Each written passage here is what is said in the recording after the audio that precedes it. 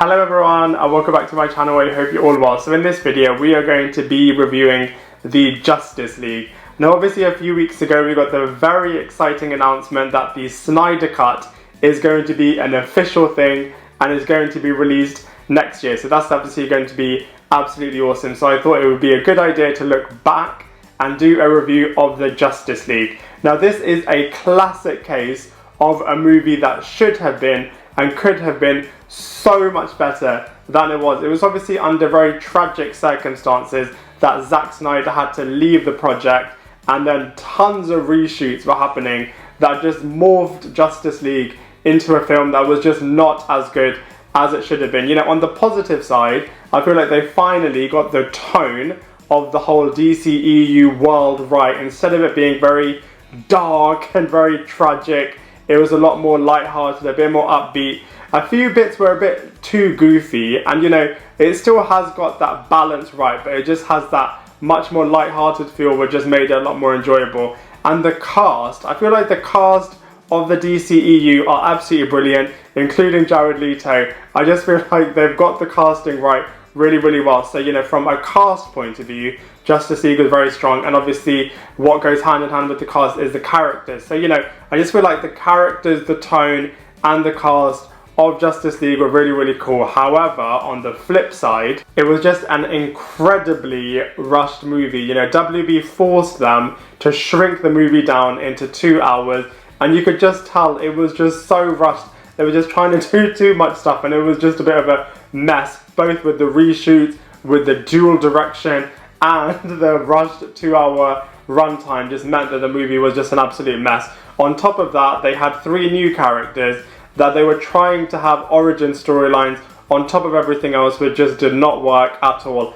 And then Steppenwolf was just an awful villain. It was somebody that you just did not care for, you did not fear, and he just looked like an absolute CGI mess, a lot like Doomsday was in Batman vs Superman. And then the jeopardy of the whole situation was bizarrely told through this random family that you would just keep on going back to in different shots that are kind of stuck in the house, that are trying to run away.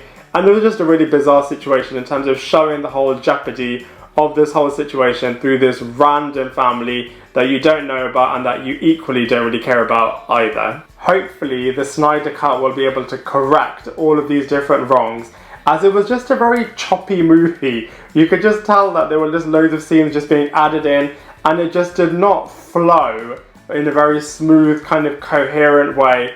And you know, I hope that the Snyder Cut will be able to kind of reimagine everything that they kind of wanted to do with this film. They'll be able to flesh it out and really do it justice, no pun intended. And yeah, it will just be a lot more of a much more flowing film. It'll be able to have a lot more of exciting moments in there. And you know, the vision that Snyder had for the film be able to be realized, and that they will finally be able to reinvigorate this awesome franchise. So the plot of this movie centers around a character called Steppenwolf, who wants to unite the 3 mother boxes, and once he does so, he will have ultimate power to be able to turn the Earth into a wasteland planet for his master Darkseid.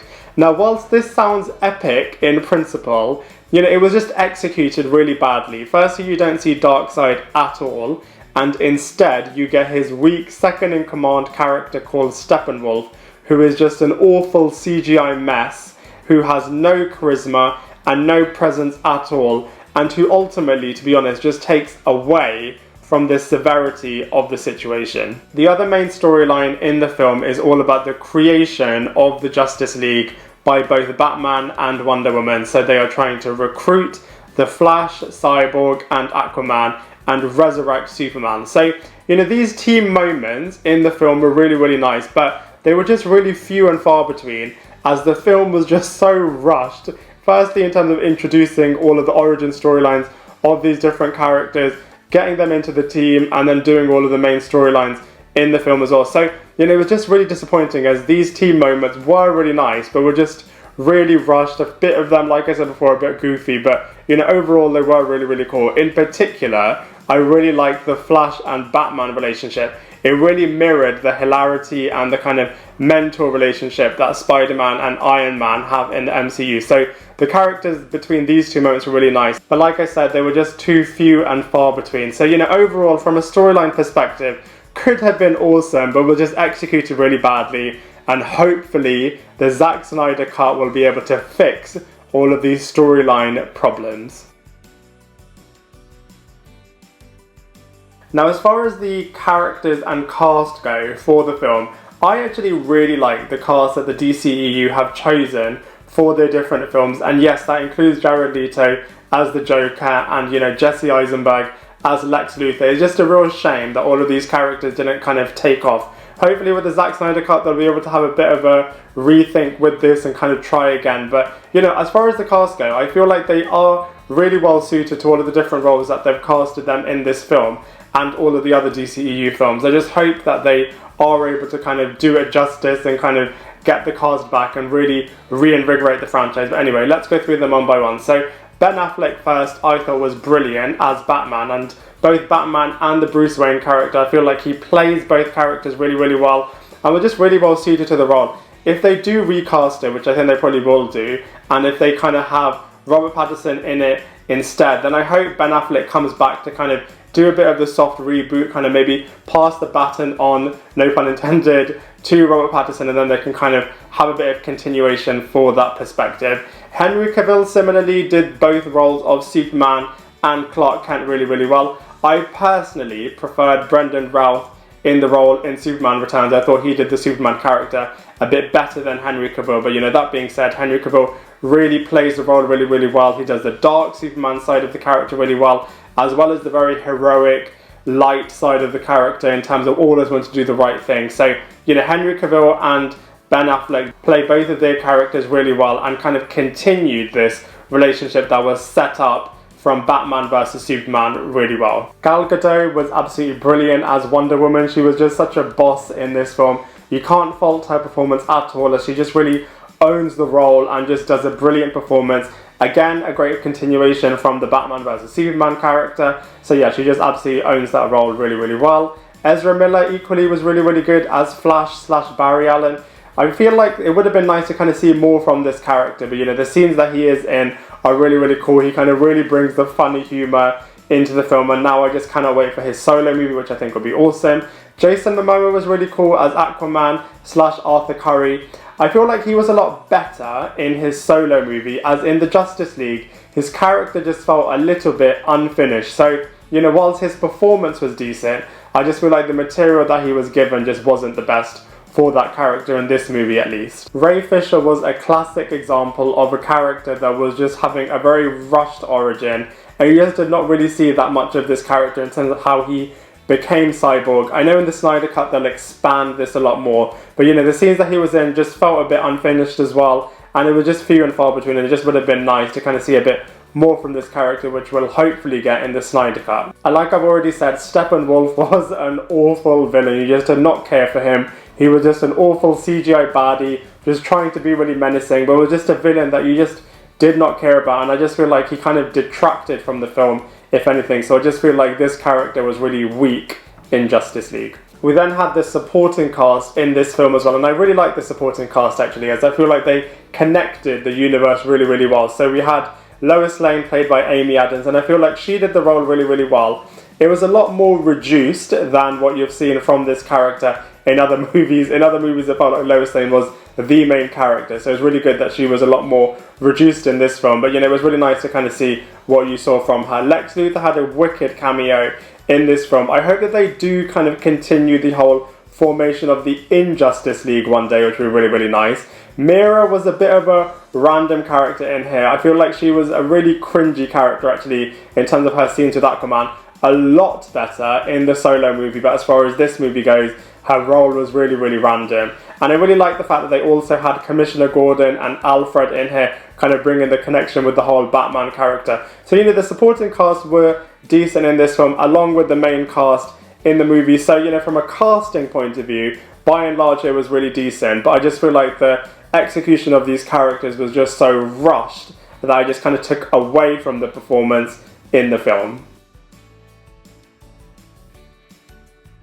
from a visuals point of view, you know, this movie does look really, really cool. It's nice to kind of see all of the Justice League together on the big screen. You know, from that point of view, it looks really, really cool. The powers all look really, really nice. All of the battle sequences look really, really cool. All of the places that these characters go look really nice.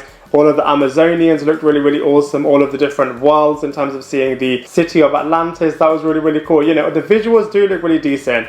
It's a shame that Steppenwolf really took away from the film, as his CGI execution looked absolutely dreadful. I don't know why they didn't learn from Batman vs Superman in terms of don't do a CGI villain that just looks absolutely dreadful, because they did the same thing with Justice League, which is a real shame. But you know, by and large, the visuals for this film look really decent. In terms of comparisons, you know, the DCEU movies haven't been that great so far. I'd probably put it on the same level as Batman vs Superman in terms of quality and enjoyment. So, you know, in terms of all of the DCEU movies, Man of Steel, Suicide Squad, etc., this is probably slightly better than all of those put together. Hopefully when the Snyder Cut comes out, it will be the best movie from all of the DCEU so far. You know, in terms of comparing it to the MCU movies, it's not worth comparing, as the MCU movies are in a league of their own. But like I said before, hopefully when the Snyder Cut comes out, then it will truly be able to compete with the other movie offerings within the comic book universe. I'm incredibly excited about the Snyder Cut coming out, and here are my predictions about what we'll see. So I feel like we'll see a much better origin storyline for the three new characters, namely Cyborg, The Flash and Aquaman. And I feel like the main storyline will be a lot more fleshed out as well. So you'll find out a lot more about Steppenwolf's plan.